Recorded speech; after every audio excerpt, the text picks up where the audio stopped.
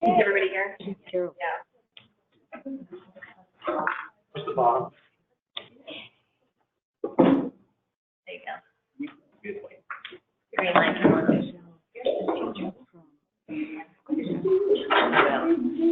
Hi, welcome everyone, and good morning. This is for our learning collaborative on GCACH, and we are going to really focus on access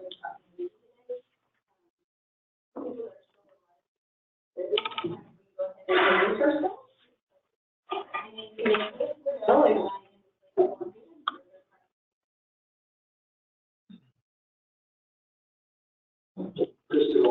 Catholic Charities. Sarah Morris, Catholic Charities. Kendra Palmares, Catholic Charities. Stacey George, Community Health of Central Washington. Jody Vargas, Community Health of Central Washington. Kate Kazowski, Community Health of Central Washington. Diane Halo with Greater Columbia Accountable Community Health. Ruben Peralta with the Greater Columbia GCACH. Michelle Sullivan, Yakima Neighborhood Health Services. Gonzalez, GCC. Liz Rice, GCCH. Amanda Lang, Tri-City Community Health. Sierra Foster, Astoria Health. Donna Albatero, Chad's Health. Julie Middleton, Columbia Basin Health Association.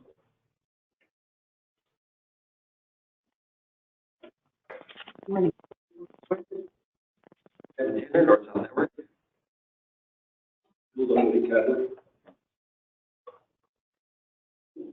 Like an icebreaker.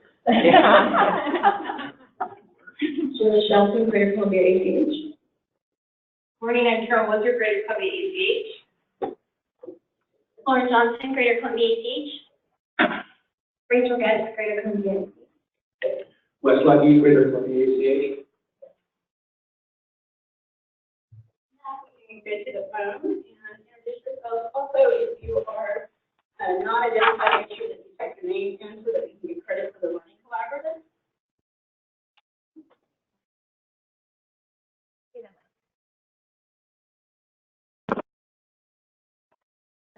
So if you didn't hear that on the phone, if you can go ahead and comment your name and organization.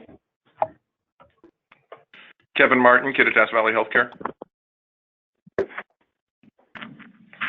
Jack Yamada. Memorial Health. Jack Yamada, Kittitas Valley Health. Jetta Fodi, Landstrom Community Health of Central Washington.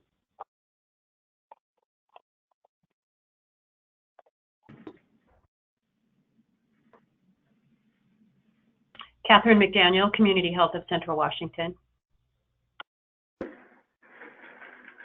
Rhonda Holden, Kittitas Valley Healthcare. Katie Zorb, Community Health Plan of Washington.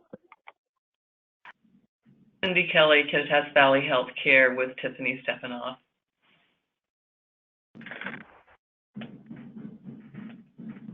Jorge Rivera with Molina Healthcare, Washington. Judy Miller, Columbia County Health System.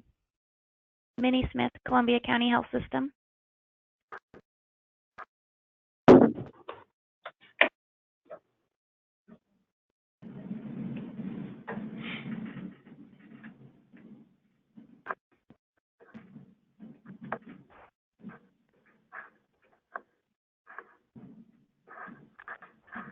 Okay, if you on the phone did not announce yourself, just please make sure that you put your name and organization in the chat box on the GoToMeeting.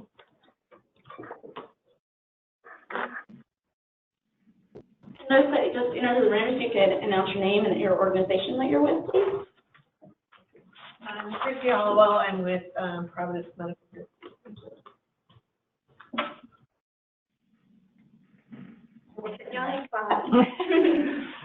Yes. Your name and Tri-Cities Community.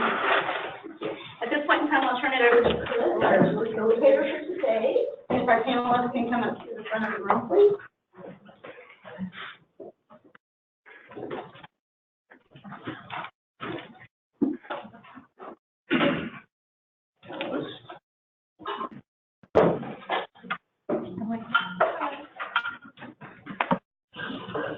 everybody in the room is coming up front. So you can't see this. But,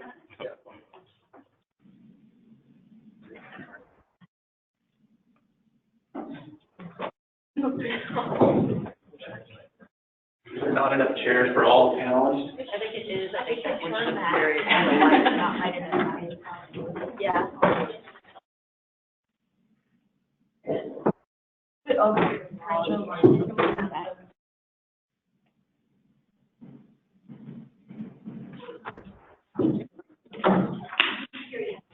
Great. Thank you very much. Super excited about this. I love panel discussions. I love the opportunity for forums. What's fun is that this is a small group. We have like 30 or 40 people on the phone.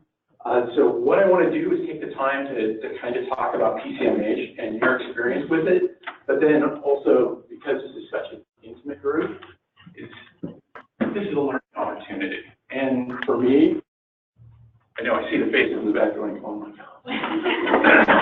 This is a learning opportunity. We have to be kind of vulnerable and open and talk about where our status is as PCMH.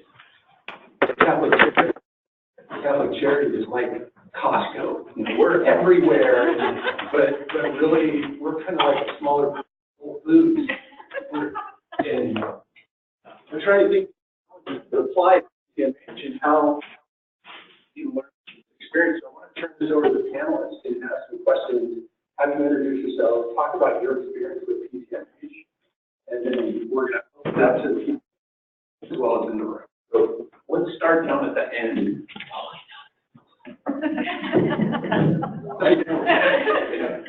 Quiet and walk in. I'm Chrissy Alwell. I started the medical group in Walla. I've been in the practice for almost 8 years now. Myself, when I first started, we were not a medical home. I transitioned into that. With the first started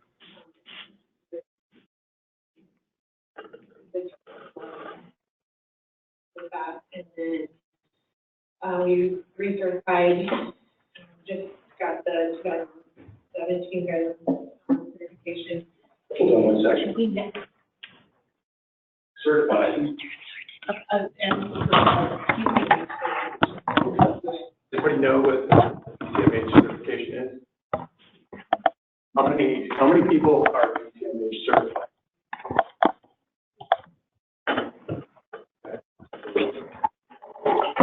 It's an education opportunity, but we'll do that question, so I'm not going to interrupt you. And then currently we're we do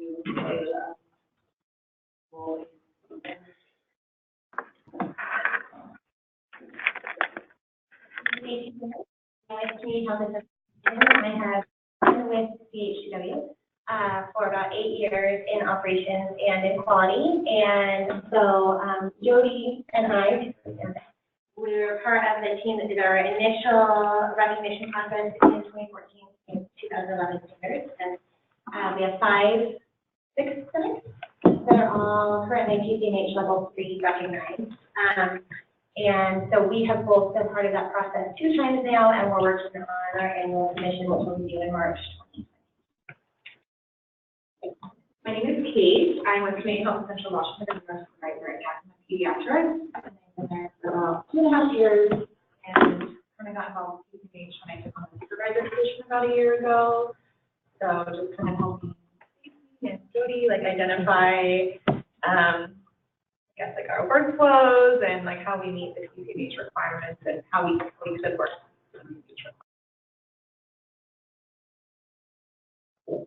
I'm Jody Boggess, and I'm the clinic manager at Pediatrics at all anymore. And so Stacey and Kate pretty much just summarized what we've done. But yeah, so we certified. This will be our 2nd renewal. This one will be our 3rd year renewal. Yeah, sorry. So yeah, and it's a process, and just really trying to identify where we can improve and grow. Hi, I'm Michelle Sullivan with Yakima Neighborhood Health Services. I've been with Neighborhood Health since 1995. Started in a program called Maternity Support Services as a behavioral health specialist, and have kind of worked my way through different positions, never losing the original one either. So I still do that as well. We are approaching June 2020 will be our fourth cycle through PCMH within CQA. We started out with 2 of our sites at our first go-round and currently have 5 sites recognized as level 3. And our CEO likes to tell that when she kind of first heard about the PCMH and our process for applying, she came into a supervisor's meeting and gave us 3 months to get recognized. Terrible. I think we should do this. I think we already are all of these things. Let's go. It took us 6 months rather than 3. So yeah, we didn't quite meet her guideline, but we certainly got there quickly. Because I'm not sure what you want me to say, since we don't represent an organization that is GCACH certified, but we try to encourage our, organizations that are going through the process to become certified, but it's not required under our program. Right. But it's one of those things where we want to look at how do we improve the entire system, right? So we think that we have a variety of people here. Not all their clinics are the same, correct? We provide different things. I mean, so if we were to look at what GCACH expects or hopes for, I think that this is one of those things where your participation is really important. Well, what we have heard, by the way, this is from Luther, what we have heard out in the field, though, there are lots of organizations, clinics that say, we always wanted to do PCMH. We just didn't know how to start, or we didn't have the resources, and we didn't have the technical assistance. So I think that just having that capability within our region to go out into the organizations, help them along their path where they wanted to be anyway, has been really good. Thank you. So what I want to do is get an overview of what PCMH is. And since you talked about the implementation, having your CEO go, hey, we're going to do this, and in 3 months, we're going to have it in place. Can you tell us what PCMH is? Well, I can tell you how I see it. Perfect. So we are also Joint Commission accredited, and one of the things that we learned through Joint Commission accreditation is that we didn't want to change who we were to meet a standard. We wanted to look at those standards and figure out what we were already doing to meet them. So that's how we approach PCMH as well. So patient-centered medical home, in my mind, puts the patient at the center, and it really focuses on whole person care. I mentioned that I started out in maternity support services. So if you don't know what maternity support services is, it is a state program that has a multidisciplinary team of care providers. It has public health nurses, behavioral health specialists, registered dietitians, and community workers, peer educators.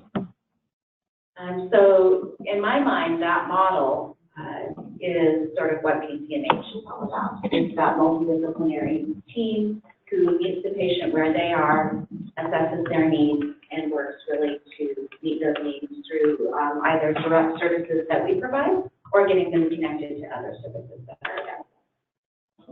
So it's an integrated practice. Labs, do you draw labs? And well, that's part of that whole person care, right? Right. Okay. So yeah, we have dental, medical, vision, behavioral health, public health. We have housing. We have healthcare for the homeless. Sure. We have navigators that help people get connected to healthcare coverage. And how many clinics?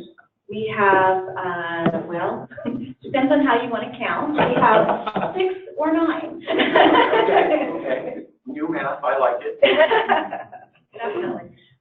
So we have 6 that provide some combination of medical and other services. Right. My understanding with PCMH is each clinic can have some variability, right? So they can all be PCMH certified, and correct me if I'm I'm wrong, but it's really dependent upon what the patients and the clinic sees as being fully integrated. That's my understanding. Okay. Yeah, we have vision at Sunnyside, we don't have that anywhere else. Okay. Very cool. So one of the things I want to do is open up questions. So if you have questions about this, like, so I think a bill done with the Cadillac kind of thing. How does Cadillac implement this and have PCMH? Oh, thank you. We don't, as far as being certified. We are taking steps to implement many of the practices applicable to GCACH. Part of it is through the GCACH initiative. Part of it is through other initiatives that certain people are pushing and trying to get implemented in the system. We had 2 years ago, I think it was, particularly a business plan for integrating behavioral health into our primary care clinics. Got approval from the senior leadership, and then started that before we started GCACH implementation.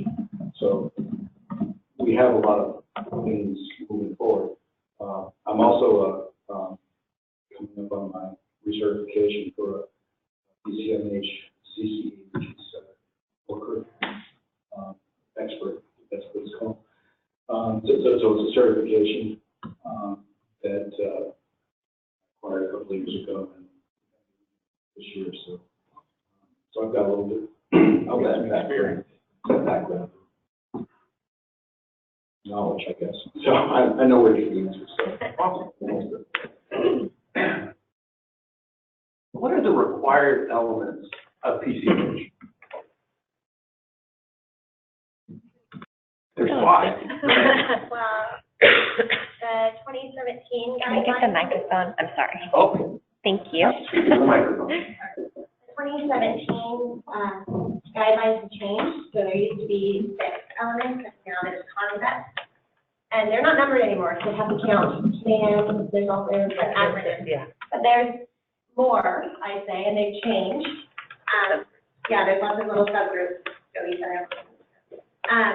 There's a lot of requirements for PCs. Some of them are really what I think are pretty standard in practice, like having after-hours call available for your patients, and then like, Q9 screening to depression, and some of that stuff, like, yeah, we all do that. Some of it's more challenging, like following up on all of your orders, all of your labs, diagnostic imaging, making sure that there's somebody who's looking to see if we have that result back, and if it's not back, having somebody in your clinic call the patient and say, hey, this lab's outstanding. That's a lot of work for your nursing staff and for your clinic. So it really depends kind of on where you are. And like I said, some of the concepts are, you do them naturally. Some of them are like, wow, we need to figure out how to make that happen. You talk about doing it naturally, but there's things that I think you take for granted, like reviewing labs, accessing like the PHQ-9, or actually sharing that information.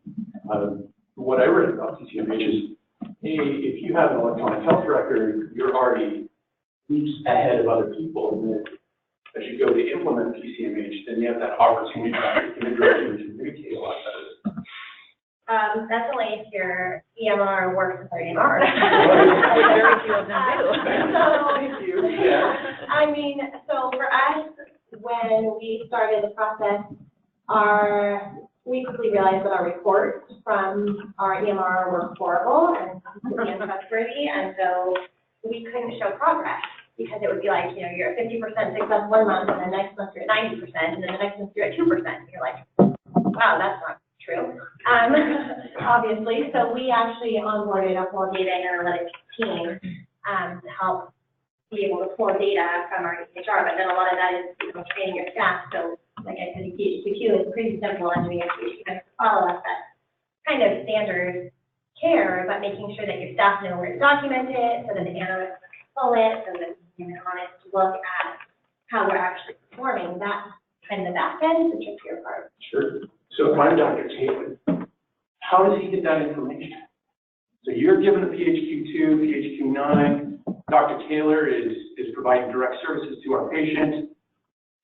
Yeah, so it's an order in the EMR, and then the nursing staff resolve it, and that's available for the provider.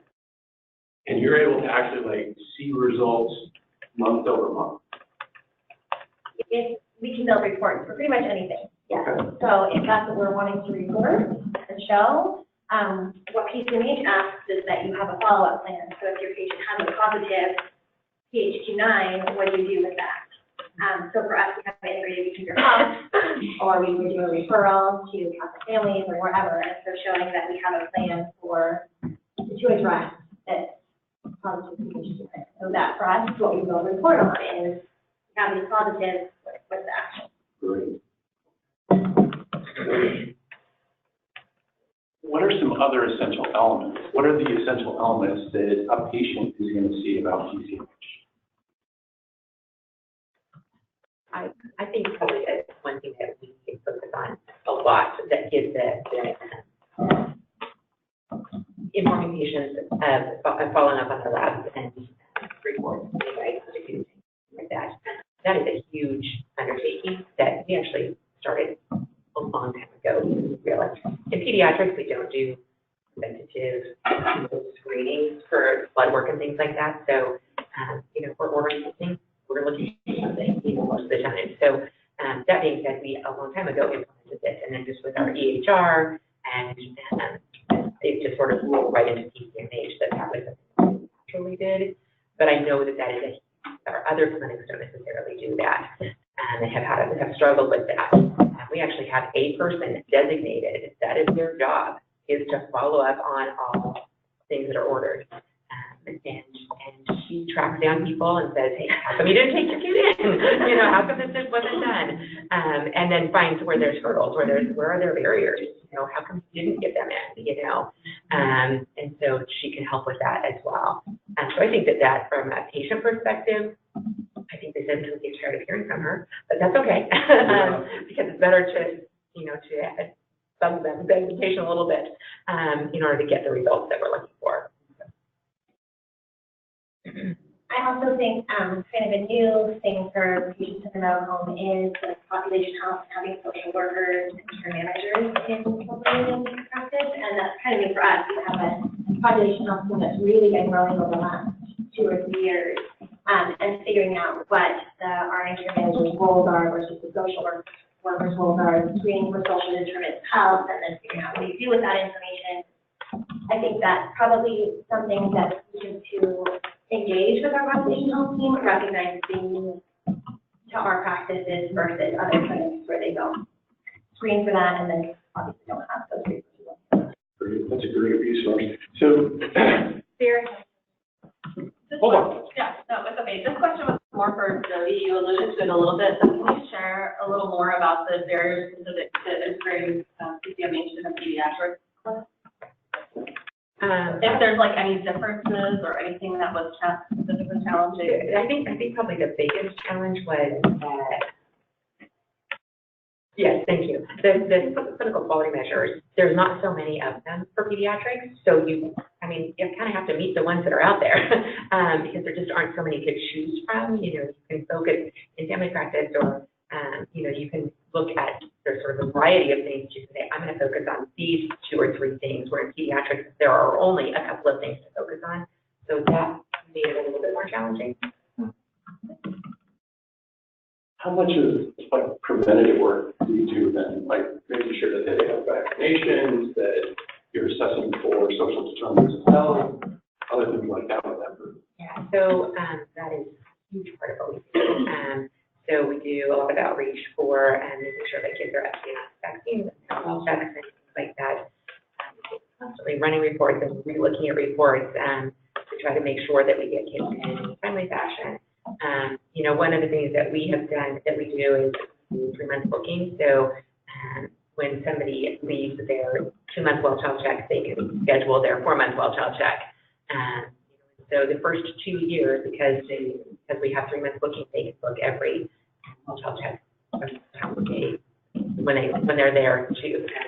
When they leave, they can. So that's super helpful. we're doing 2 months booking, and we said, if you have a fall off at about 9 months, we need to open that up a little bit more. So we've got the 12 months to 15 months.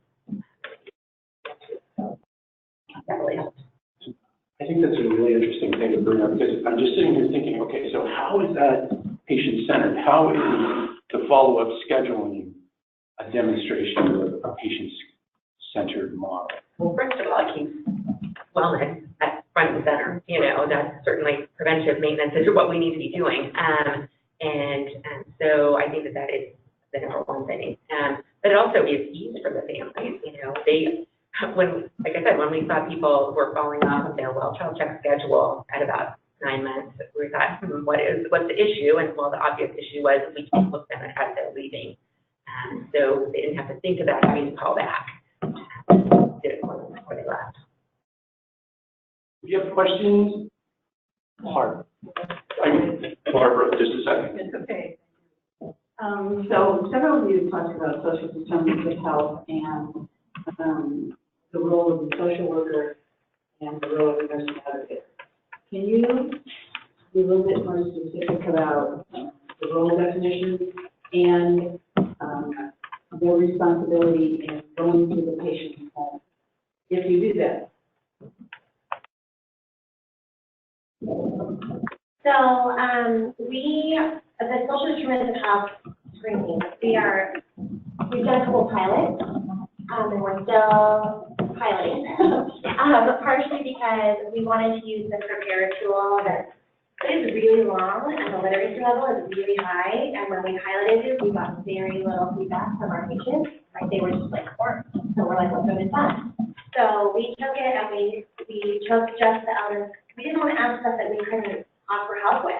Because, you know, if somebody tells me that they're hungry and we don't have any food, like that's not, you know. So we took out the elements that we really felt like we couldn't address in our community, and really lowered the literacy rate. I think it was a 4th grade literacy rate now. And when we did our second PDSA, we got almost 100% of forms turned back at complete. And so it was like, awesome. So right now we're trying to figure out how to get those electronic so that it doesn't take a person entering that. So in that pilot project, our social workers have been a really, really amazing part of meeting with patients, explaining what we're doing, and then helping them get connected with our community resources. Outside of social determinants of health, our social workers, we found, especially like at Yakima Pediatrics, that parents are afraid to talk to schools a lot. It's super, I mean, I feel like everyone in this room would probably like weird, right? But a lot of times the provider calls the social worker in because they'll say, "Mom's talking about the kid getting bullied at school and she doesn't know what to do." And so then the social worker is acting like that third party and they're calling the school and saying, "Hey, Mom's here at Yakima Pediatrics and saying that the kid's getting bullied," and the teacher's like, "Oh my gosh, I had no idea." And so it's just this strange relationship that parents have with the schools, I guess. And so our social workers do a lot of bridge building there. They do home visits. If there's a kid that we call CPS on, or there's just a need, but there's just a need that they found a behavioral issue where they're like, you know, I want to see how the daycare is addressing this, or I want to see what's happening so that our behavioral health consultants or our providers can help resolve that. Our social workers will go out to the daycare or to the home and kind of assess what's happening there and come back, or help the family get connected to community resources. Our care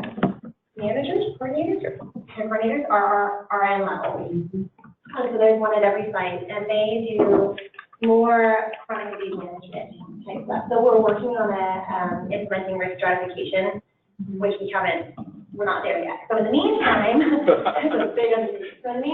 it's kind of a referral from a provider when they find somebody with, you know, multiple comorbidities or chronic diseases that they're just not good at school setting, or they say, "Yeah, I'll walk my mailbox 5 times a week," and then they come back and they're like, "I haven't gone once," you know. So our care managers do a lot of just relationship building with patients who need some extra help, learning how to control their disease, learning how to be self-advocates, learning their health literacy. Also, they do a lot of work with transition and care, so making sure that patients who are transitioning out of a nursing home or the hospital have their meds, know how to take their meds, understand what's happening with their health. So that our end level is quite a bit different than the social work. Follow-up question. Okay, so I have one more question about the social worker. Can you tell me, are they MSW level or are they BSW level or? I think several of them are MSW level, but I don't know. It's not like a requirement for the job. Okay. So before I have Jenna ask a question, one of the things you brought up, PDSA. What is the PDSA? Everybody know what PDSA is? Yeah. Most people understand. Go ahead. Yeah. It's a basic quality improvement cycle where you make a plan for an action and you try it out, what you do, and then you study it and you decide if your actions were effective or not, and then you act upon that data. So you decide, yeah, we got the results we wanted, or no, we completed the procure tool, so we obviously can't use it. It's not going to work for our population, and so I often tell clinics, they do PDSA cycles all the time in the clinic and forget to document them, forget to use the structured form, and so then later it's like, let's get this in writing. I know, we do all the time. I try really hard to kind of stay on top of that, and I will often do the write-up myself and just give it to the clinic and be like, this looks accurate. Okay, you're talking about it again. You're revamping your workflow. Let's update our PDSA so we can kind of track our progress. And then it makes it way easier because GCACH does ask for specific quality improvement projects, and they have a specific form that they like you to fill out for your PDSAs. So it's nice when you have all that stuff on hand, and you can be like, oh, here's what we did for our diabetic project, here's what we did for reducing ER visits, it's all there, and have all the data. Something even more important that I thought you brought up was that you ask questions about what's applicable to the patient population and for what you can provide, right? So you don't have food services or availability for a food pantry. Is there a way to access community resources to kind of address that issue? Well, yeah, and the food was kind of a bad example because you do. But, there's a lot of great community resources in Yakima. It's a small community, but there are a lot of good resources. But some of the questions on the procure tool ask things like, do you have transportation needs to and from doctor's visits? Do you have transportation needs to and from work? All these different buckets. And what we have resources for in Yakima are transportation. We can get people help to and from their doctor's appointments, but we can't drive you to work. Right. We can't drive you to school. So why are we asking that question? We're not, so just kind of trying to be realistic in that way. And there are other, the procure tool asks a lot about do you have, what kind of feeling do you have in the home? And that might be valuable somehow, but we can't go in and scrape their feelings. So ask about lead paint. Right. And they're gonna be like, I don't know, I read this place. So we just try to be realistic in what is actionable for us. So we can help with transportation for some things. We can get you connected to a food bank. We can help with housing, all that kind of stuff. But the procure tool is pretty extensive. But it's that commitment to quality and safety. Right. So as an auditor, I'm going to come in and go, look at these PDSAs that they ran, demonstrating what they've been working on. That's awesome, right? So, okay. You stole my first question. Now I only have one question. At the ACH, we talk about kind of what's missing. We're trying to advance the care of our patients for our region, and we often talk about what's missing. We'll talk about it with sites, and I think a big element of that is trust and relationship from the patient to their provider or nurse or care team member. So can you talk about everybody just how you've seen PCMH model, if you've seen it impact the level of trust and connection that you see from your care team member, where the provider, MA, front office person, to the patient? Carol, can you answer that?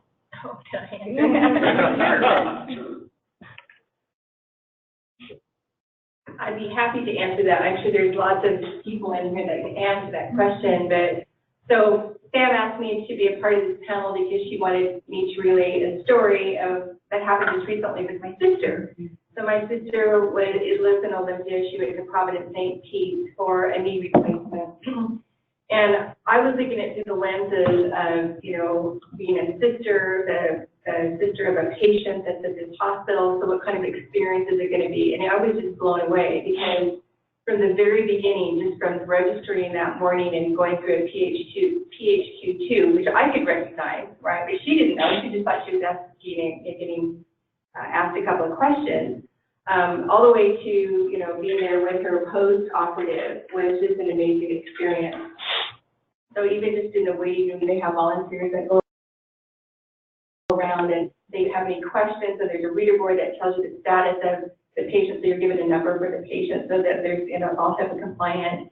And from every step of the way, that patient-centeredness is very obvious to me. As soon as she got into the room, there was a cadre of people that came in.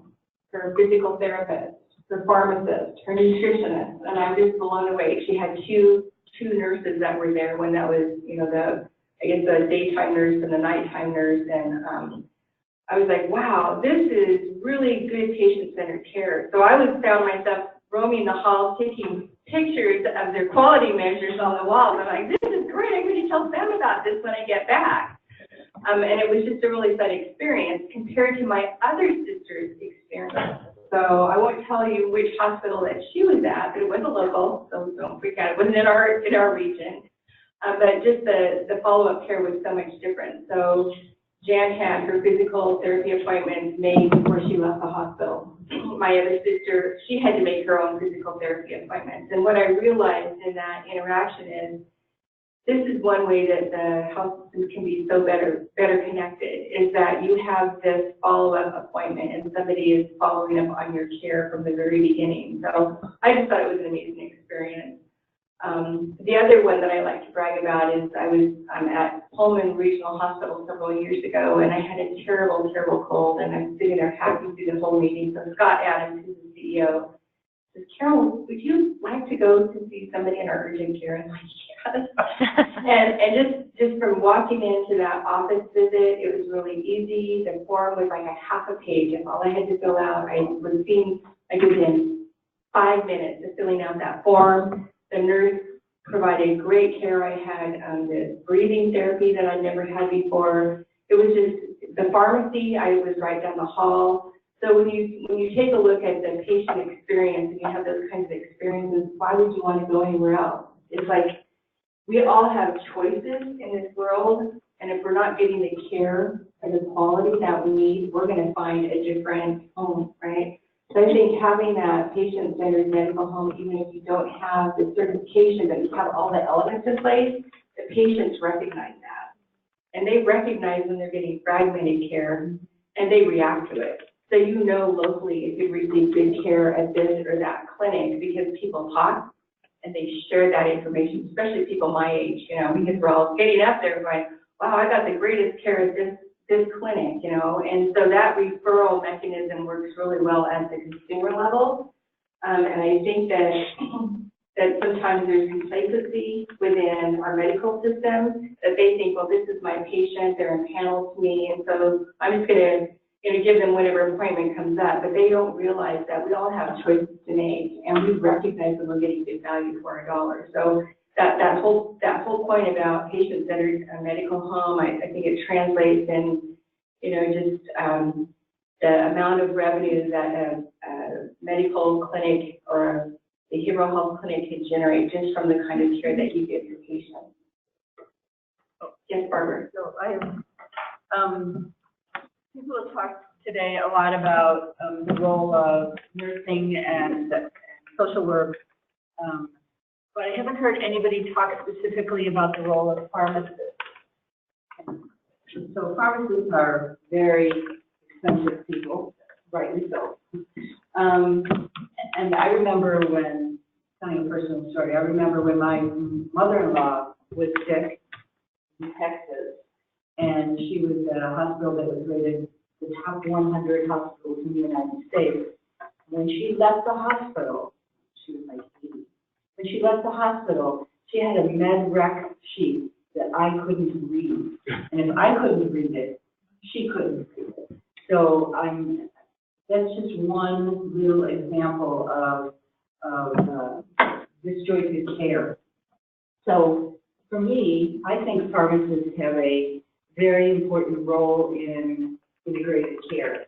So I'm wondering, Carol, before your sister left the hospital, did she have anyone review medication with her? What was the role of the pharmacist? Was there a pharmacist present?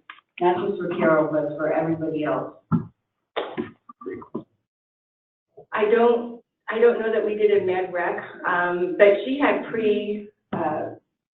pre-operative visits so that they were prepared. You have to go to these classes when you have knee surgery. Right. So I think part of that was part of her class, and then she went home with a whole folder of when exactly to take all of her medications, what she's on, because she has some high blood pressure issues. So I know that she's taking those kinds of treatments, but I can't remember that they came to and did a med rec with her before she left, but I think that they might have done that pre-operative.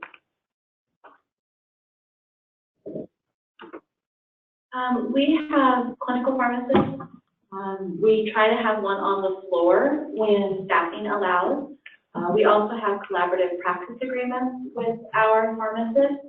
So they help us in addressing certain chronic conditions like hypertension, where they will meet with the patient outside of the medical provider's visit and work on dose adjustments, lifestyle changes, those sorts of things.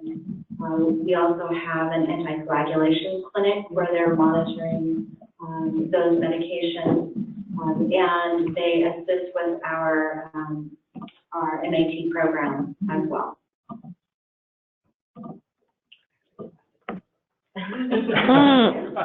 So we have pharmacy at 2 of our sites, but they do integrate with our other clinics. I think a big part of our workflow that I'm guessing most people who are PCMH, probably not PCMH 2, I don't know what you do is med reconciliation. And so at the beginning of every visit, our MAs are talking to the patient about their medication. And then our providers are saying, yeah, you understand everything. Part of PCMH focuses on health literacy. And when you do research on health literacy, you often find that people don't understand their medication. And there's a really great training video that always just really resonated with me that shows the education level of all these patients. And they were like decently educated people. And there was this guy, he was like middle aged, and his doctor said, show me what you take for your high blood pressure. He's like, it's a blue pill. And he's looking, and she finds a blue pill. She's like, when do you take it? He said, well, twice a day, like it says, so I take it in the morning and at lunch. Oh, well, the label says twice a day, right? And she's like, okay, and it's for your high blood pressure. Yes, and she said, what would I tell you if I asked you to find your hypertension medication? He's like, I think you think I could sit still in my chair. Like, there was just, we laugh, but it's not their language, right? And I think that a lot of our staff are really keen on that and understand, like, YP's doing a really great project with asthma, and people don't understand their inhalers. They don't understand the purpose, when to take them, with what frequency, which one is which.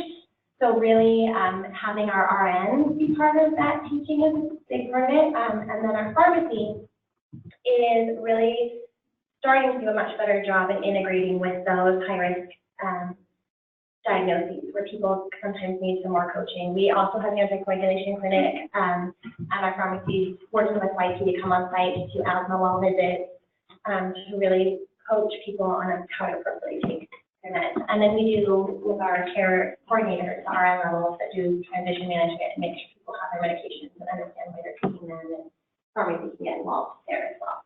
Like they're a hugely important part of our practice. What about for behavioral health? How do you reconcile medication for behavioral health clients? Oh, I was just going to say, responding to your question, we have a clinical pharmacist that we had one that was very active in getting her certification. And I spent many Saturdays working together to get our certification. She has been a year into the position as a director of pharmacy at the hospital, and so we had a little period of time where we didn't have a pharmacist, and they're a great resource not only for the patient doing kind of med rec after the hospitalization. We have a we're back to a half-time pharmacist now, and just helping with, depression medication. They do depression, hypertension, taking medication. They do some diabetes management as well, but also a great resource for the providers too. Right there for them for questions.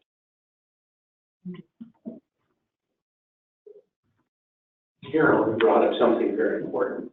So you go to the hospital, you're actually at a meeting, and the doctor, the CEO, looks at you and says, hey, you don't sound good. You need to see somebody. And you thought, well, it'll take me how long to get scheduled for an appointment? Yeah, I was kind of shocked actually that I could just walk upstairs from the meeting we went to right there at the clinic. So I just immediately get in. Now maybe it was a light day because maybe that was an unusual situation. But in Pullman, they actually don't own that particular clinic. They contract it out. But it's just so nice to have that facility available inside a hospital. You know, I don't know that that's a common model that you would have in urgent care center inside the hospital building, but it actually made a lot of sense because a lot of times, you know, you're so concerned about taking care of others that you let, as a caregiver, you let yourself go. And so if your person is in the hospital and you can use the opportunity to go there, it's kind of like being at the airport and being able to get your hair done or your nails done nowadays. You know, it's like a one-stop shop. So it was very, very convenient for me. Integrated, quick. And the paperwork took you 2 hours? It took me like 5 minutes to 5 fill out minutes. this form, and it cost me $36, and I was never so happy to pay that bill in my whole life. I would have paid twice as much. I have a question in the back. The question has to do, what lessons have you learned to create effective communication between disciplines, medical disciplines? And secondly, from the legal perspective, you have one centralized ROI, or how does it work? What have you learned?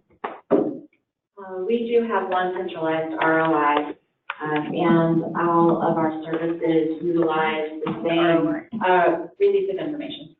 And all of our services use the same EHR system. So behavioral health is documented in the same system, but dental, medical, healthcare for the homeless, outreach, we all document in the same EHR, so we can see what each other are doing. But you're not worried about something like looking at your notes and... Well, we're part of one organization. We can also task each other. If I see a client and I want the OB provider to note the PHQ-9 score that I got, I task the provider with that attachment so that the provider can see what I'm It shouldn't sound so surprised. What about SUD type of patients? Is that a concern, or that's also the same? People use drugs? Same thing. Okay, sorry. Same thing. Same thing, yeah. Applying to all of the patients. It is. We do have on our release of information form, though this would only pertain to patients seeking care outside of us, the specific release for this, what we consider the super confidential. But within our organization, it's all the same thing.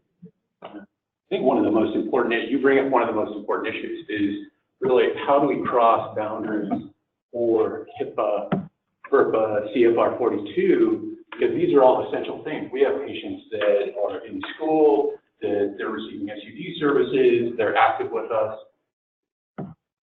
If I, as an SUD provider, behavioral health provider, can't talk to the primary care, it's ridiculous, right?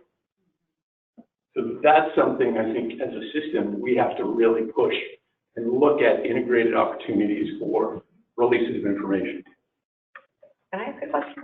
Can I ask a question? Has anybody found, because FERPA is a huge one for us, that we're really struggling with, that we'd like to have sort of a more open communication between us and school? Has anybody found something that works sort of seamlessly? Because we not. So the AG's office, a lot of topic. The AG's office has written a great white paper on FERPA, CFR 42, and HIPAA, and how if you are internal say that you work in school, FERPA supersedes HIPAA, right? That's school law. Anyone who receives education dollars, FERPA supersedes HIPAA. So you have to really understand that, but the AG's office is a great help in addressing this. We look at the AG's office on addressing releases of information. Could you send us a link to that white paper? Yes. From the AG's office? Yeah. Yeah, that'd be great. Yeah, we're good. Okay. Awesome. Yes. Just for the answer to the other question, was the communication between this, how did you guys, what have you learned, and OBGYN, endocrinology, psychiatry, peds? So those are all outside of our clinic, so, because we just do primary care, so we have to have releases of information for all of those, to communicate. We just, and it would be ideal, obviously, we already talked about this, but about if all of our EHRs would talk to each other, but they don't. But, so again, that's also the outside of it. They don't talk. Anybody else? Comment a little bit on that. So with Asteria Health, we do have majority of the specialties. So at Asteria Health, we have the majority of our specialties are within our network. So they do all have access to the medical record. So we're at an advantage where we don't have that barrier. But one of the challenging things over time, as we've added specialties, those specialties have had to speak up and say, hey, I think I should be consulted when this presents. And then slowly over time, our providers have been able to come to an understanding to, oh, okay, well, if this patient presents with this, that's when I should really call up the endocrinologist and say, hey, what do you think about this? And over time, it's kind of those providers building a relationship with each other, and they just naturally then start flying. It's taken a while. I know that sounds kind of vague, but I mean, a lot of the providers have gotten to a good place, and a lot of it comes through our committees within the organization. Is it driven by the providers, is it driven by the CEO or policy? A little bit of both. So most of the time it is driven by the providers, because typically what will happen is they find out of something that they could have helped with, and they're kind of like, hey, I could have helped this patient, and we didn't need to do this way, we could have done it this way, and then, oh, okay, maybe. But it can also come from one of the administrative ones too. Well, in in the hospital setting, for our hospital bylaws, the providers have different committees. So we have our family practice committee, our surgery committee, all the required ones, med PNT, for example. All together? No, not all together. So then we have one larger med exec that comes together. Can you repeat the question? People on the phone can't hear what There was time set aside. Do you have time set aside So I have, for providers? yeah, I have comments on two of those things. So yes, we have huddles at the beginning of every clinic. It's not every specialty, I know, you should do that. So it's not the BHC and the pharmacy and the patient and the nurse, because they're not always needed, and we are very sensitive of what people's time frames are. So we do have standards that the nurses and MAs look at in the chart every day and what might be needed, and that's part of their chart prep. And then they can say, this person had a really high PHQ-9, we will give them another one, and, contact BHC if they know that person's going to need to be involved. There's standard well child checks, they're not going to get the pharmacy involved and the behavioral person involved. They're just going to say these are the immunizations that are needed, and they should be good to go. So it kind of depends on the patient's need and what the MA and the RN find, but they do have huddles between the support staff and the clinicians at the beginning of every clinic. But how much time do you take in general for this? I mean, this has got to take time, right?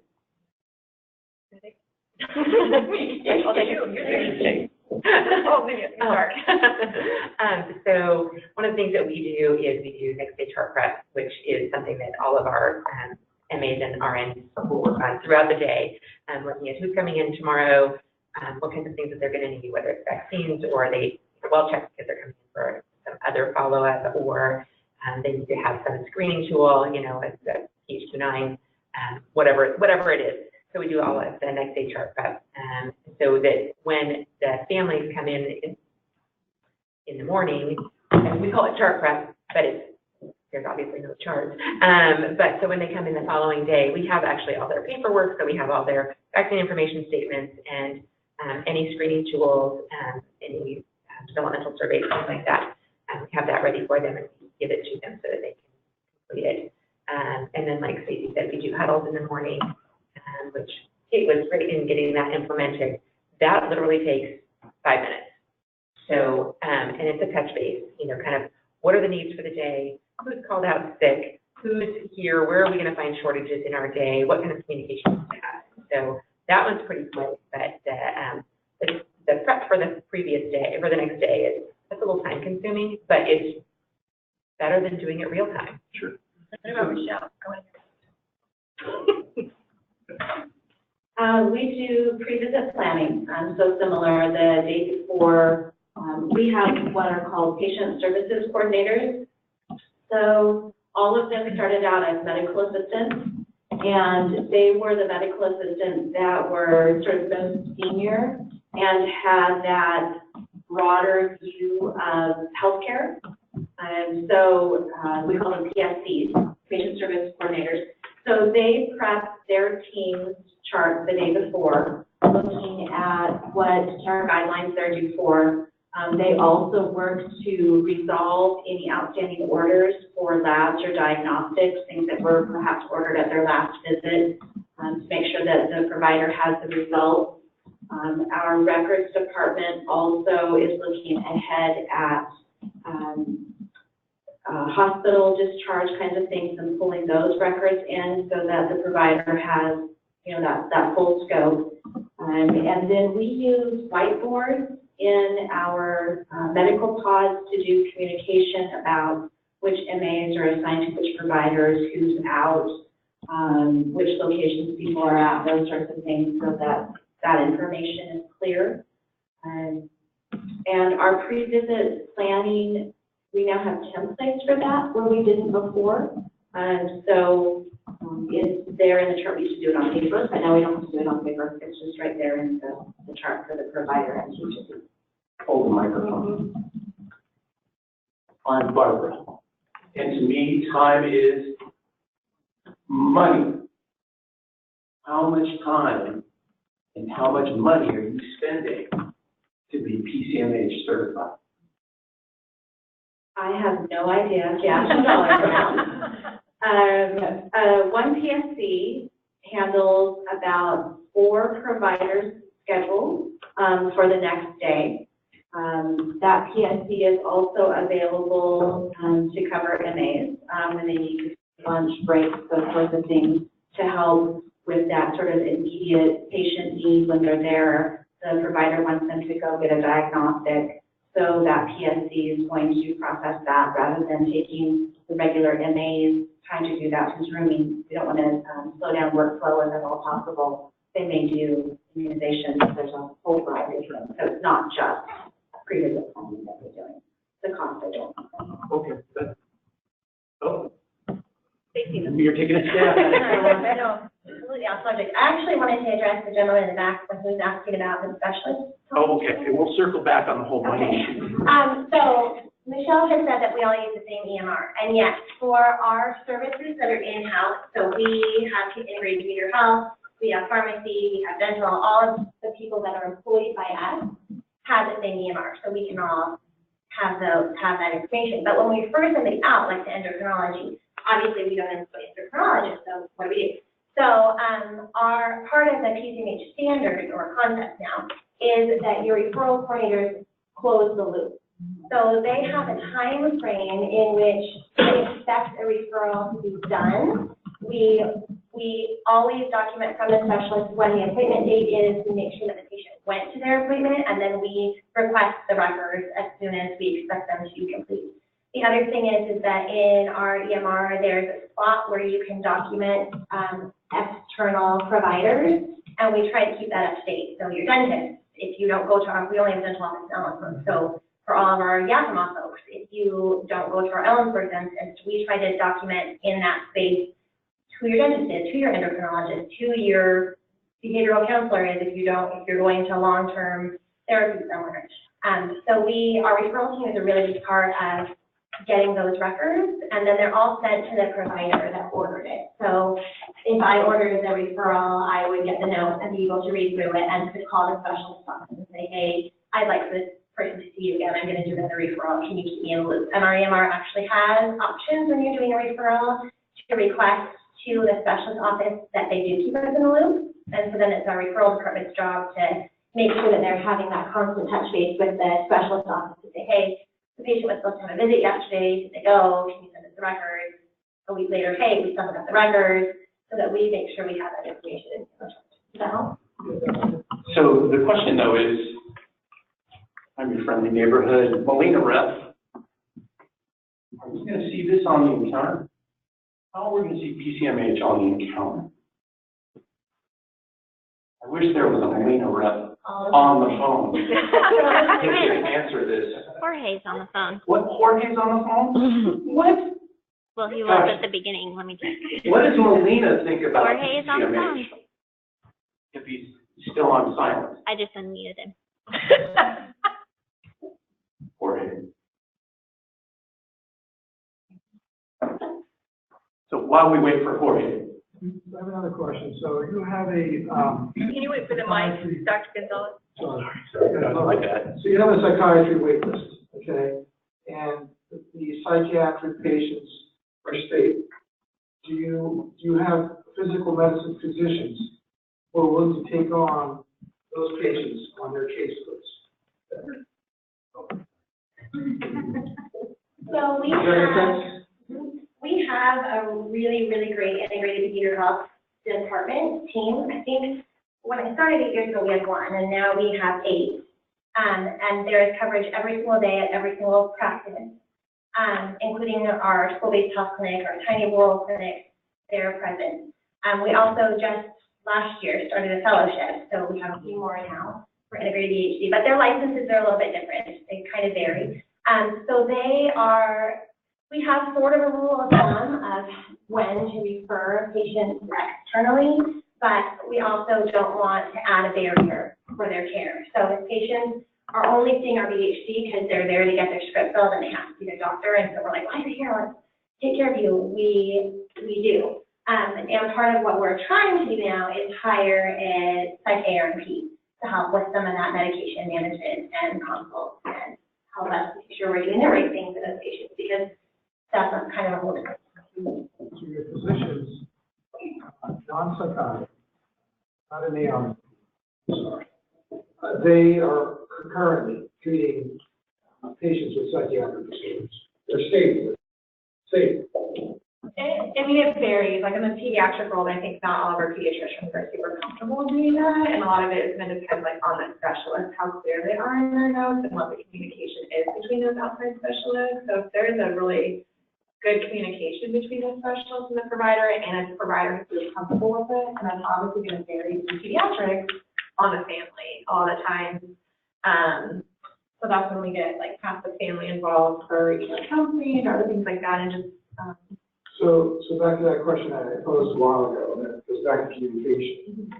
So what have you learned? How do you establish the communication with physicians who just don't feel comfortable? Concerned about the liability, the license? Establishing communication with outside practices. Within the center, this integrated model here. How do you get everybody to play in the same sandbox? In your organization. In your organization, what have you learned? Quarterly. Yeah. No. You have to.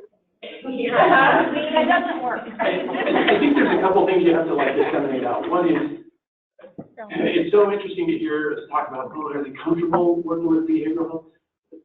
Are they comfortable working with someone with diabetes or cancer? That's a whole stigma issue. We'll put that aside and deal with that. But I think the bigger question is communication. So I told you, Jimmy. Go ahead. So our integrated ADHD is really like 100% part of our team. They sit in the nurse's pod with the providers. They hear all that dialogue that happens about a patient and a patient care. We schedule them 50%, so half of their visits are open for warm handoffs, so the provider can come out and say, this kid's newly diagnosed with whatever, can you help? The family's really not on board. And they often use patient messages. So if a behavioral health counselor sees somebody, they're like, this is what we talked about, this is what I encouraged, they can send that to the provider so that the provider's on board to have them push that. Or they just come out of the room and they say, this is what I talked about, and the provider goes in and tries to reiterate what that was.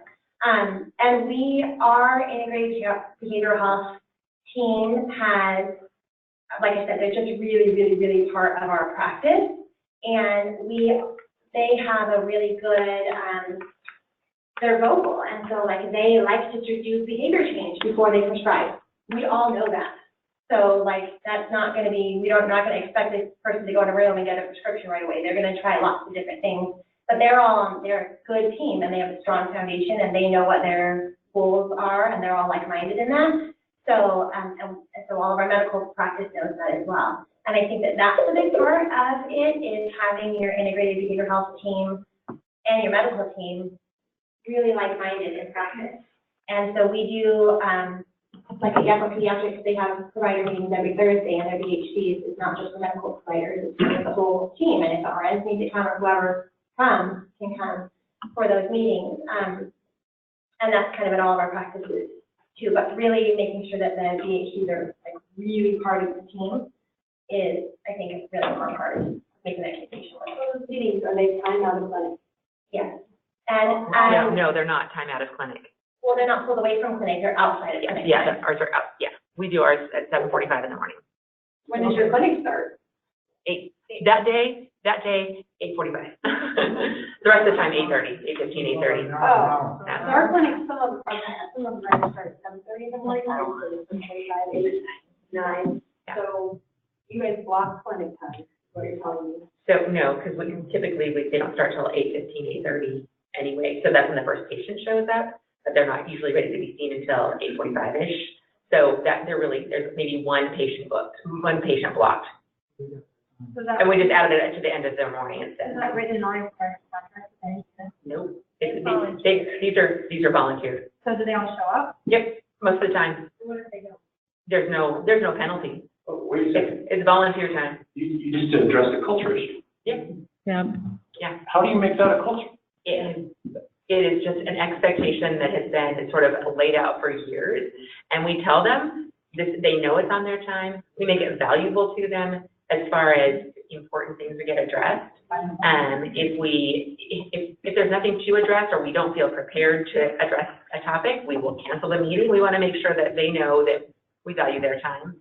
And that's their opportunity for their voices to be heard. So, but would you say that there's like a compromise too, that there's part of this, like I've heard 6 months for startup? I'm guessing you didn't volunteer for that time. Right? Okay. But, and you're talking culture, part of the culture is the expectation within the system that this is going to be, but there's still the allocation of time, allocation of money that's going into seeing this be successful.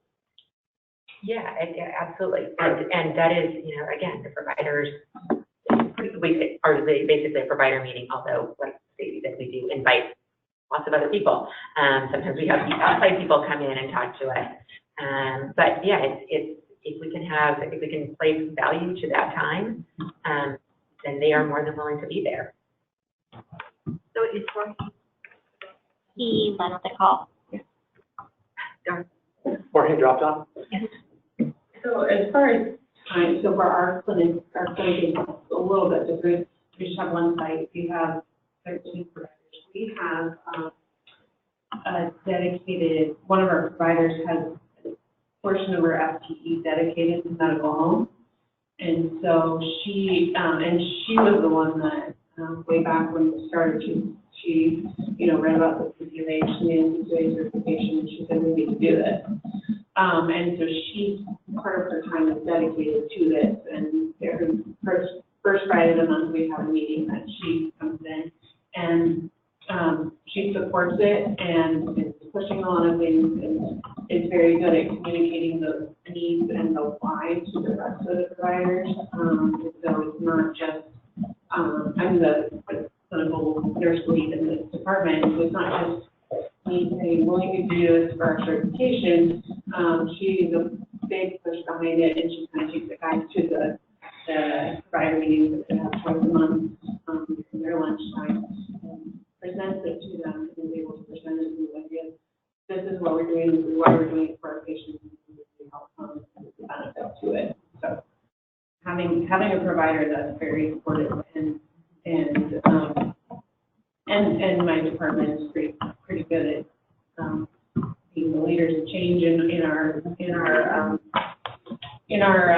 medical group there in Walla. So that also helps too, in having everybody, on board and engaged and trying things so we can know why we're doing this and what the outcomes would be. And things are set in stone, if it doesn't work. Try something new. So but what I just heard though is, unlike your CEO going, hey, 3 months from now, PCMH, 110%, right?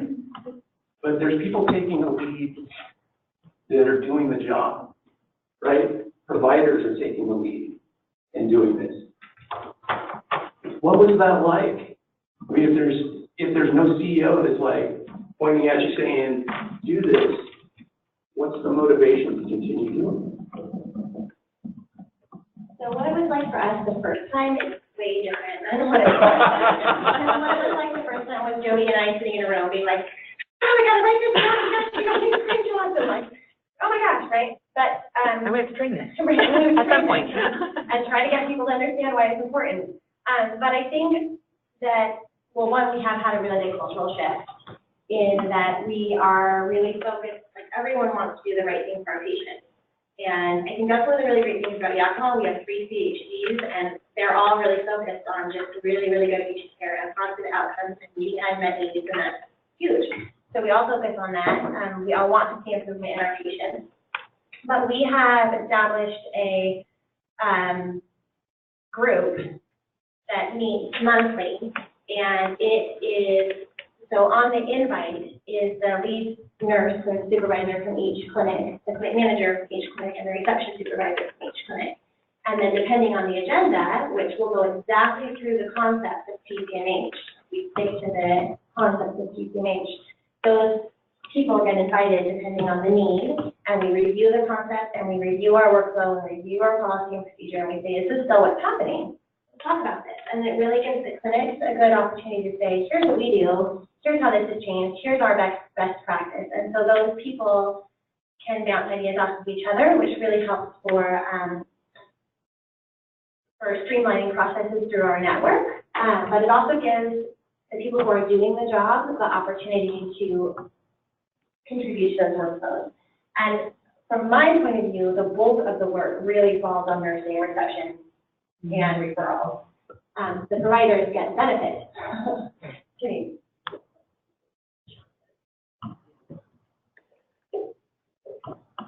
So I've spoken about PCMH a few times over the years, and one of the questions I get oftentimes is, so what are your PCMH measures?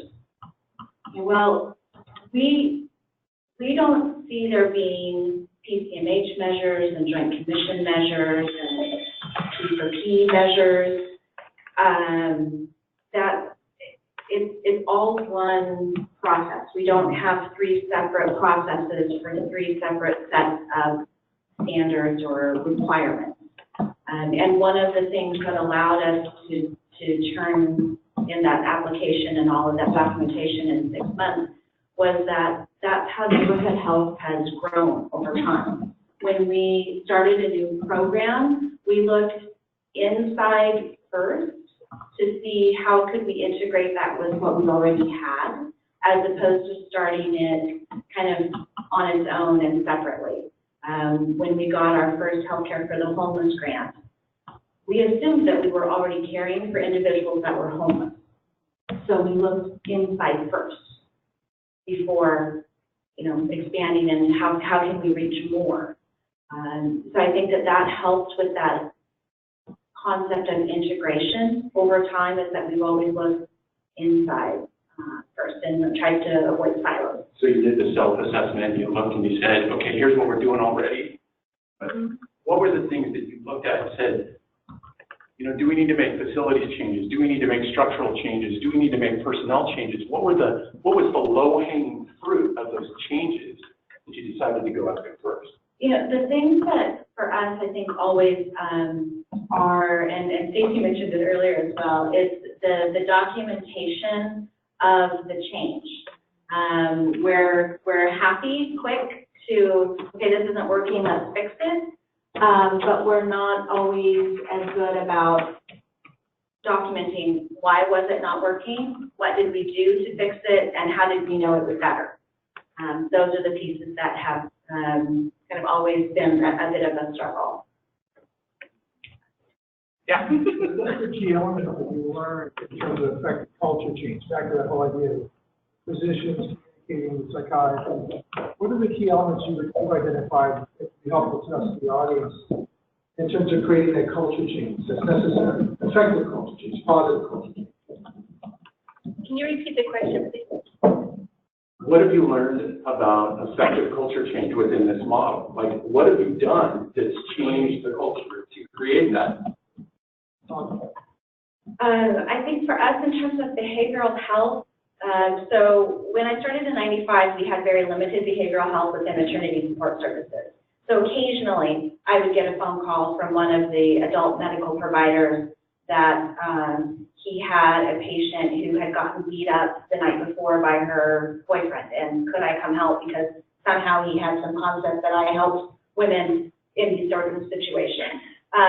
So it was very vague kind of at first. The providers saw the need, but didn't always necessarily know who was available to address it. But as integration started, and we started really small, it was those sort of practical examples, I think as you all were mentioning before, of, oh, I could have helped you with that. So it was those small, okay, well, when you have this situation, I can help. And we changed our onboarding process, especially for providers, where they now meet with the supervisor of all of our different departments to find out what we have available to serve them in their care of the patient. Your providers don't do it with it. No. No. Okay. Can I add to that? Yeah. I think part of it, like the culture changes. It was hard for me to address the question at first because my point, but it was for organization for 2.5 years. I'm like, well, that's the way it's always been. But I think having worked at other organizations, just like allowing everyone to practice at the highest level of their license and their ability. Like, so for example, like as a nurse, if a, grandmother called last week, her toddler was having like horrible issues sleeping, like I scheduled an appointment with our behavioral health specialist. I don't have to go through the provider to say like, hey, is this okay with you? Like just knowing that everyone's like on that same playing field and that I have as much authority as even an MA does when they're rooming a patient. And it's like this mom like scored really, of course we have those workflows in place if they score on their APDS to, get BHT in the room. But like mom keeps talking about sleep problems, like, hey, BHT is already in there. The provider's in with another patient. They come out of the room, like, that's already set in motion. Because everyone knows that they have the authority and ability to do that and permission to do that. And I think that really fosters good communication with people because people know that their actions are valued and their opinion is valued. Like same with the provider meetings, our MA lead is like, can I come? Because she knows that things are going to be discussed there that inevitably will affect the medical assistant. Same with like the GCACH meetings. So getting all the stakeholders in the room and looking for those people that you might not necessarily think of to ask about these questions, but like, how are you actually doing them as a feasible? So let me kind of ask a clarifying question on that. Christy, though? Yeah, I just want to say really one quick thing, is that you came from another agency. Was there a little bit of vulnerability, a little bit of trust in you going? I came from a very large organization where I don't know about like the size of your organizations, but I came from a very large teaching hospital and everything was just top down.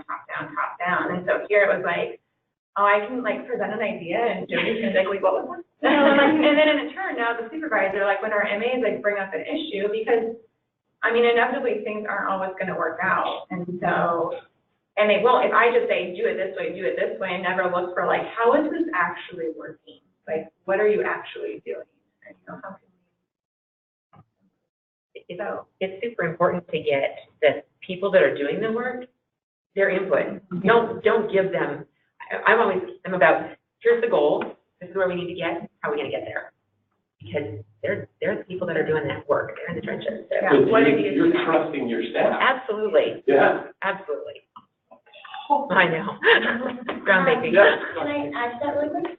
Yes, oh, sorry, yeah. Sorry, this is going to sound super cheesy, and I realize that. But Community Health of Central Washington really, really, really believes in employees who value their work and enjoy their work too. And so we really work on being an employer of choice. And so we do a lot of internal cultural stuff to keep our employees happy. And I think that when they're happy at work and they are happy because they're seeing quality improvement happening, and they're happy because their voice is being heard, that all makes better outcomes and better communication. And I think that's a big part of what makes us unique too, is that our organization cares that we are happy employees. I have a financial question. You guys might not feel comfortable trying to answer this, but obviously I've done good reading about PCMH, and I'm really totally convinced it's better patient care. Patients are cared for better. I think it's more gratifying to the team. You know, the team sees patients getting better and better, which is really cool.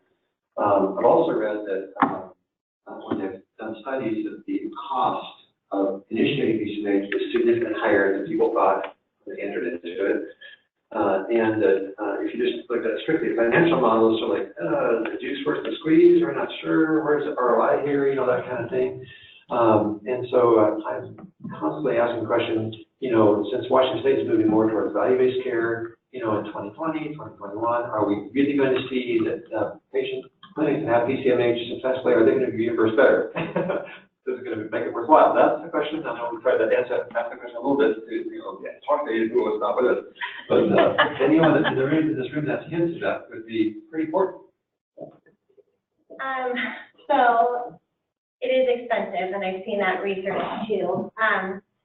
I've also, probably shouldn't tell any of you this, but I've also seen research that says that it increases provider burnout, which I think is strange, again, because nurses and MAs are doing a lot of the work. So I'm like, and I'm not trying to belittle that because I know it's a really big thing. But from what I know about PCMH and where we're headed in future treatment for medicine, and I could be very wrong, we, with the APM4 stuff and insurance companies, we are getting better reimbursement because we're focusing on the APM4 measures that we also focus on for PCMH. And so we're doing really well there. There are other quality initiatives that we don't have to do, like NIPS. There was a whole quality improvement part with NIPS that we didn't have to do anything for because of PCMH. So in that sense, it saves us money, you know, because that's a lot of work that we didn't have to do. We're already doing it. A lot of time we have to spend it because we've already spent it.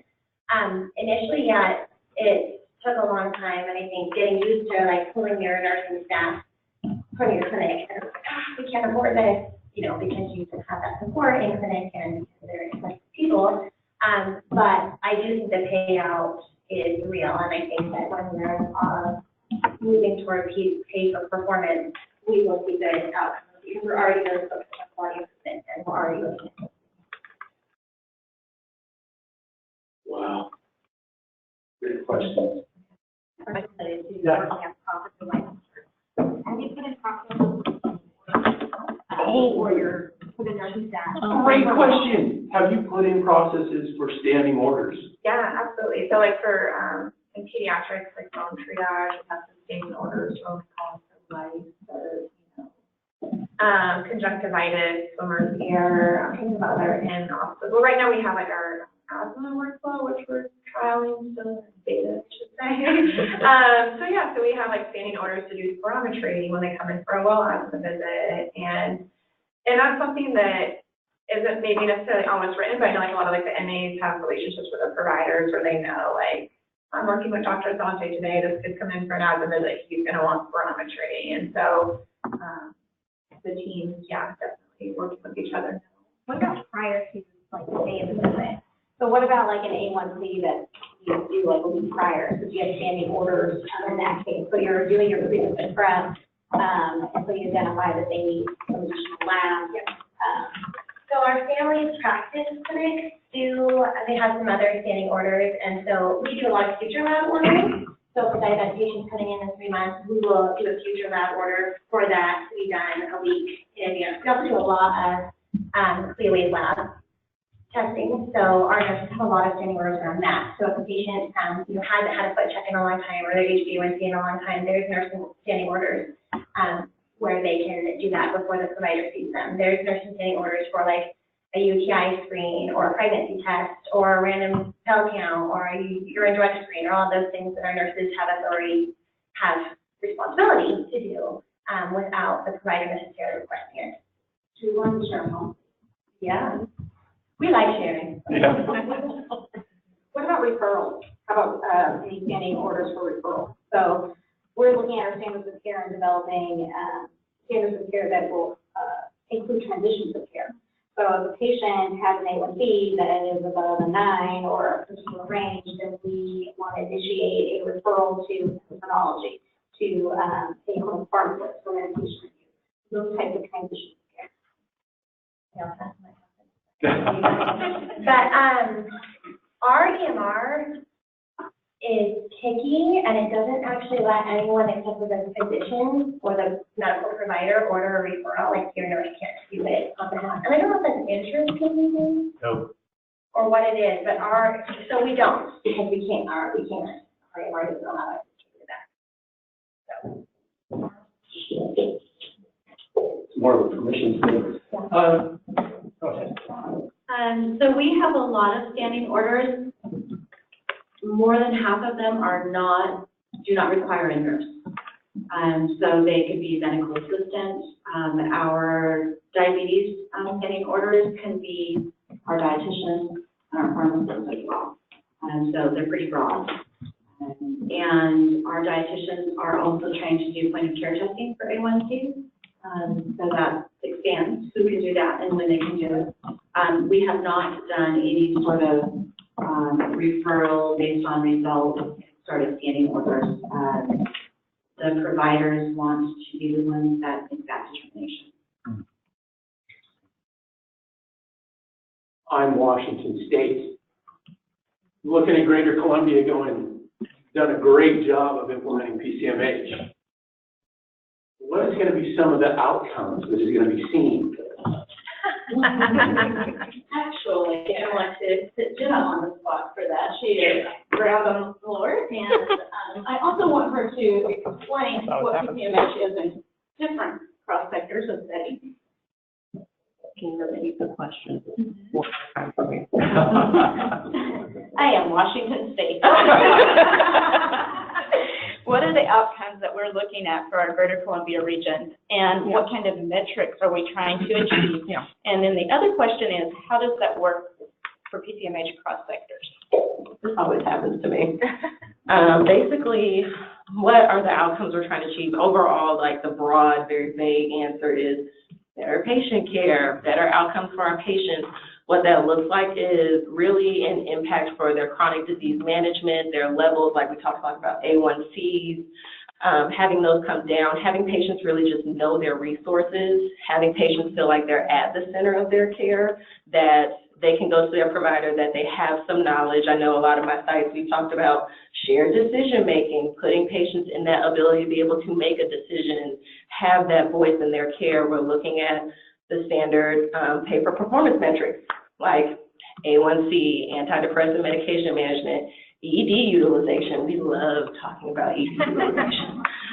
But those are some of the outcomes that we want to see for our patients. How we expect it to really impact multiple sectors is because patient-centered medical home does, like that's the whole point of it, is to impact multiple departments and sectors of care. So we're really trying to like broaden that understanding. A big hurdle that I feel like we're coming over is, having the hospitals understand that they do have an impact in patient-centered medical home, that just because you're not a primary care provider doesn't mean that you can't impact appropriate ED utilization, med rec, transitions of care, all of those things. So we're really trying to broaden that. We're also working with standalone SUDs, and I always point out Donna. Donna is with Chaz, and she is doing a standalone dental clinic, and they have implemented behavioral health in a standalone dental site. So we're really trying to broaden it and really make this work for our region because our patients do need those outcomes. So I'm going to be afraid if I'm I want to put Donna on the slide. Donna explain how PCMH works in her Are you doing field. Can you repeat the question? How does PCMH work in a dental practice? Well, it works by our dental site in Clarkson, which is dental only, coordinating care with the medical site in Lewiston as available. For the transformation grant, we are trying to keep all of our services within Southeast Washington. So as long as there is access, we try to coordinate with other groups in the three counties in that area. And as far as integrating behavioral health, that was kind of a hurdle for the dental team at first, as you might imagine, a dental assistant sitting down, or a hygienist or a dentist sitting down with a patient and saying, hey, we're really interested in your total health. Can you fill out this quick survey on these couple of questions about depression? And they embraced it pretty quickly when we explained, here's the point of it, this is the goal, this is how we're going about it. And we've had very few patients decline those. And we are getting them in with behavioral health providers and PCPs for follow-up. So it's been great. It's something that Chaz is looking at spreading organization-wide. Donna, can you talk about the thank you that you got from a patient for asking that at a dental site? Yeah, we did have one patient let the team know that had we not asked her about her depression and things going on in behavioral health for her, that she would not have gotten in to see someone about it. She, I think, was aware of it, but didn't want to, go to her doctor and talk about that. And so we connected the dots for her and got some really positive feedback. Wow. How cool. Hey, we've got like 5 minutes, so if you were going to wrap up and say a couple of key items about PCMH, let's ask the panelists, if you were to summarize a couple of things. What would you say are the key things you need to know about PCMH?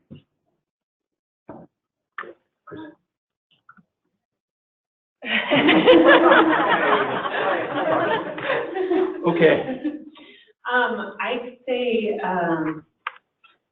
at least in our clinic, PCMH has really helped us look at the total patient. I mean, they come in for a sore throat and you're asking them, are you doing on all your indentations? You're helping them, be aware of their preventative health needs.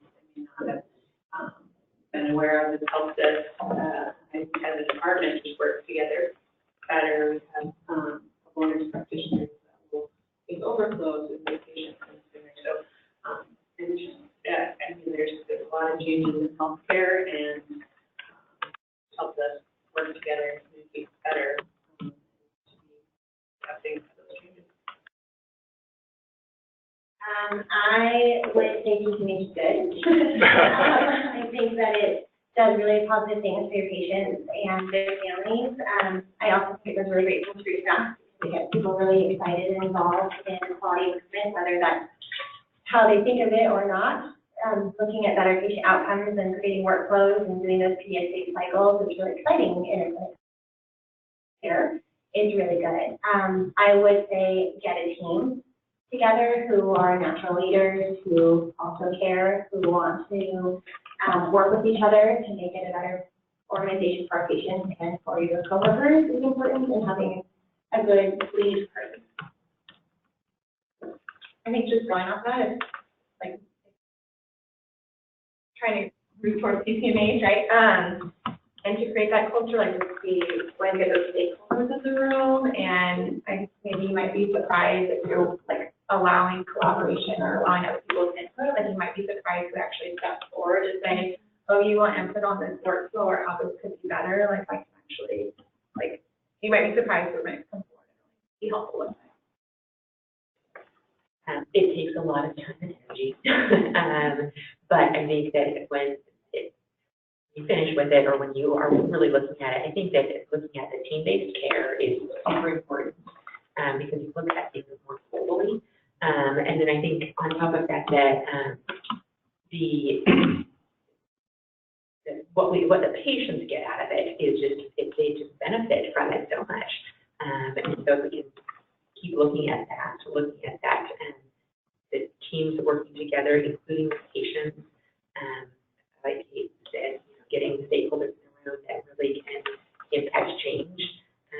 those are all really important things to look at.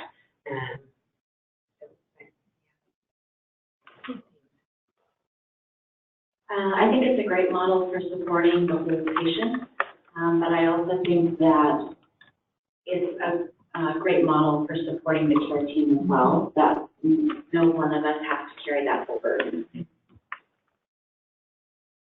Last but not least, so when I look around at all the other ACHs and I see what we're doing in terms of managing change within an organization as opposed to manage the 8 project areas, I feel really proud of the direction that we've taken, and we give a lot of that credit to Sam Wardell, who came to the organization without a lot of PCMH knowledge, but it really starts at the top.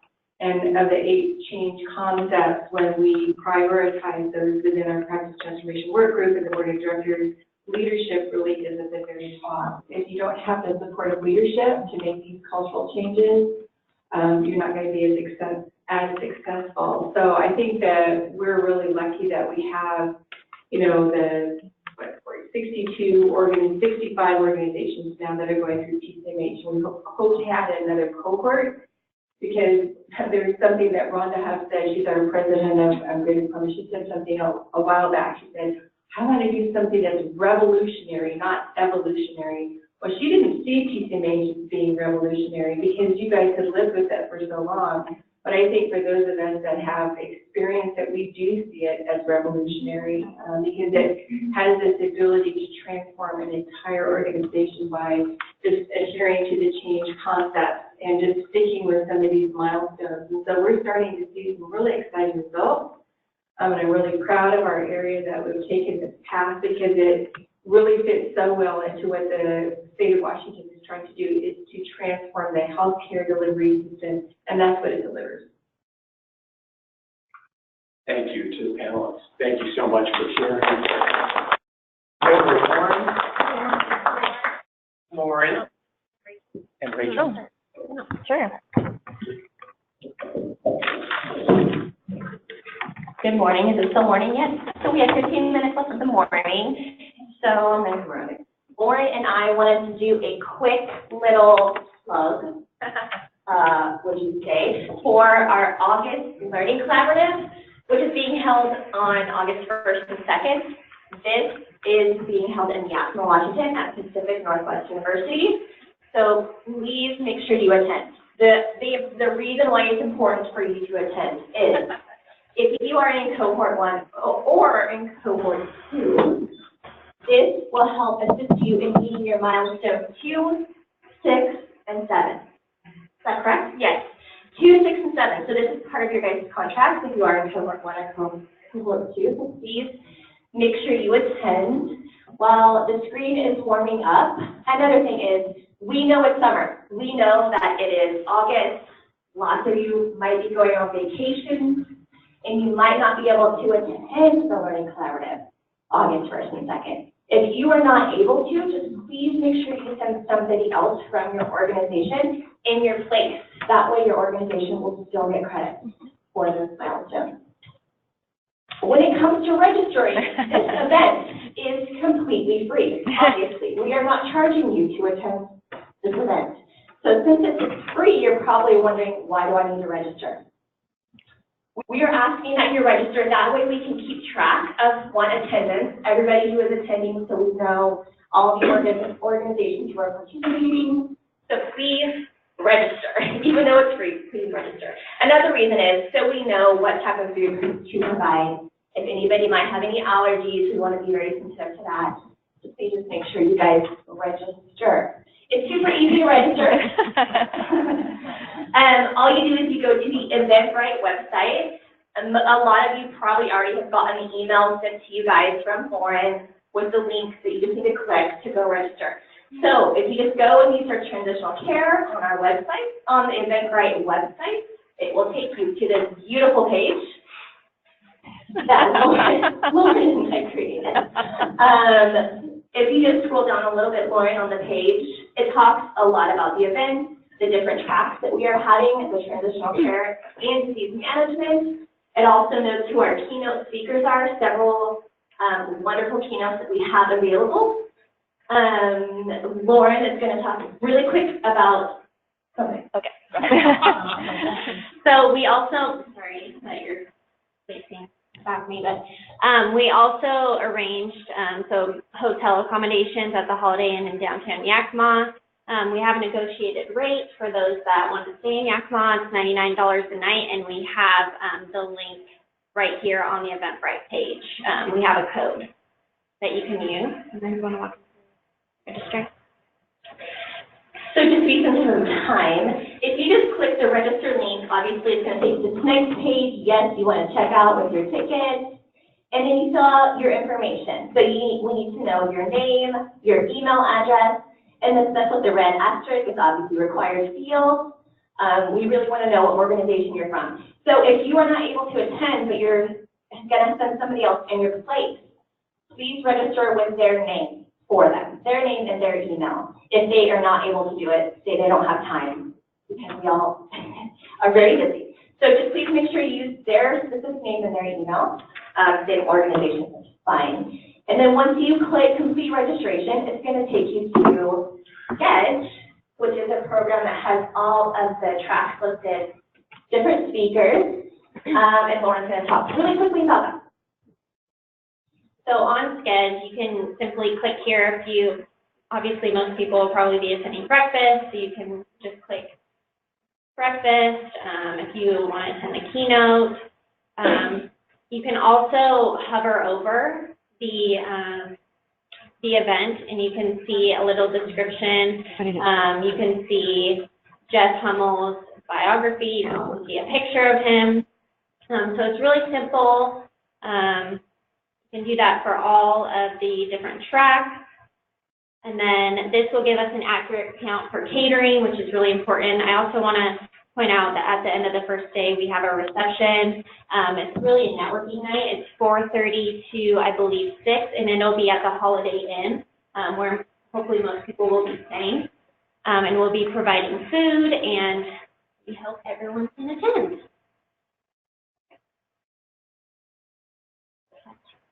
Yes, so when you came in, for the people who are in the room, if you didn't sign in fact, please sign in.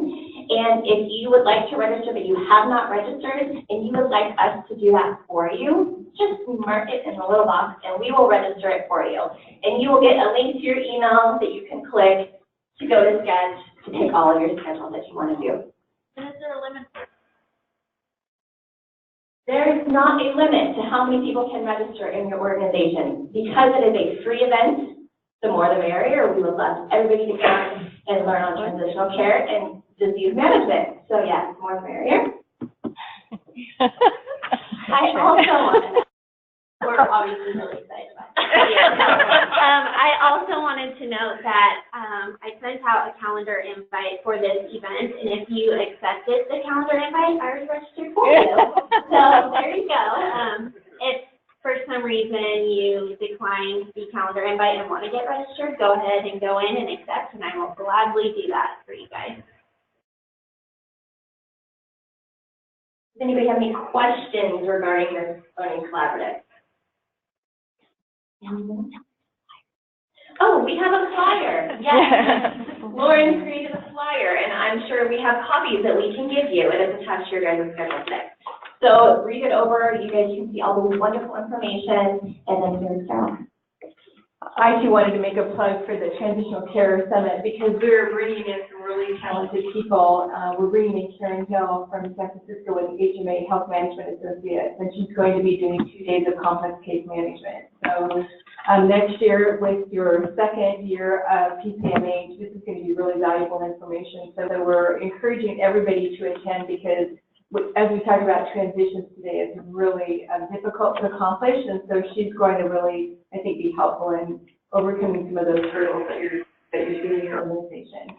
As well as Dr. Jeff Hummel, and then there's going to be a session on building blocks, there'll be sessions on palliative care, so it's really about transitional care, which is extremely important in this area since we have the highest emergency department utilization rates in the state, as well as some of the highest readmission rates in the state. And a lot of that has to do with those transitions. So I really encourage people to come.